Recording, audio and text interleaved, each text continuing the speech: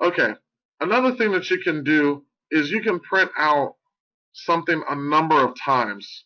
So like this, I can do 10 dot times to print something like that.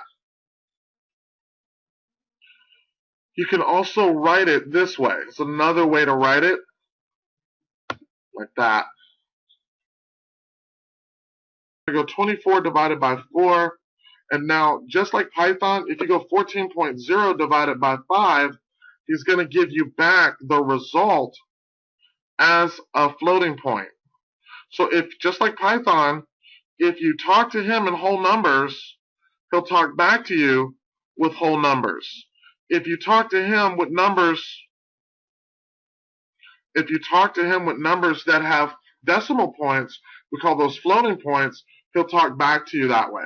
So I can say A equals 23, I can say B equals 25, and now I can print A divided by B, and he does that math. But the reason that he's doing that is because it's integer math, right? So you can do it a little differently. You can say, let's say I want to make A 23.0, right? And I want to make B 25.2, and now you can print A divided by B, and because both of the numbers have decimal points, he'll actually perform that arithmetic function.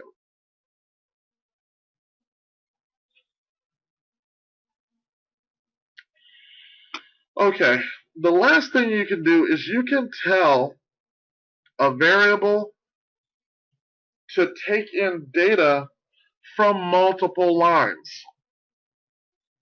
So do you see here this greater than double less than sign mark, and then it's going to say welcome to the best Metasploit course on the market, and then right there mark closes the file handle, and then we put strategic sec. Yeah, it's like ELF and other programming languages, right? So I throw all that in, right, and then I can print it all out. Welcome to the best Metasploit course, right? So you can take in data from multiple lines by just having that mark. Whatever you have here, be whatever you have here, and you can change that to call it whatever you want. But did you notice it didn't show up? Market was the last thing that shows up. Okay. All right. I got one more section to cover, and then we can jump to Metasploit.